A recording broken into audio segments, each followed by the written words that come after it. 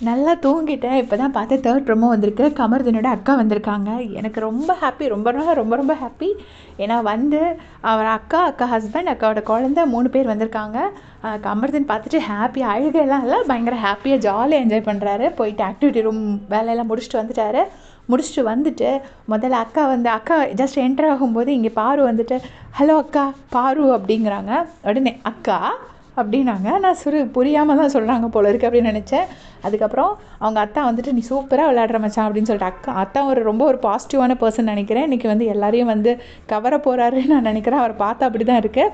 அதுக்கப்புறமா "டேய் அத்தானே மறந்துட்டியேடா" அப்படின்னு சொல்லிட்டு சொல்கிறாங்க.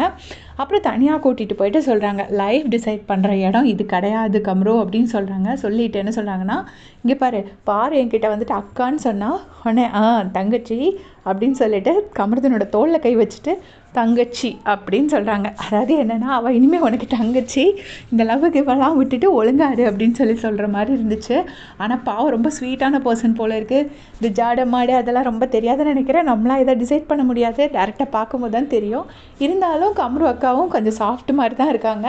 அண்ட் எனக்கு வந்து உண்மையிலே ரொம்ப ஹாப்பி. ஏன்னா கமருதீனுக்கு கொஞ்சம் அறிவு கம்மி.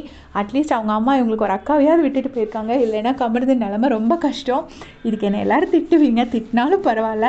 நான் மனசார சந்தோஷப்படுறேன் கமருதீனுக்கு ஒரு அக்கா இருக்கிறதுக்கு. இல்லைன்னா கமருதீனுக்கு இருக்கிற அறிவுக்கு கமருதீனுக்கு ஒரு ஆள் யாரோ ஒரு கேர்டேக்கர் இருக்கிறது தான் நல்லதுன்னு நினைக்கிறேன். உங்களுடைய கமெண்ட் சொல்லுங்கள்.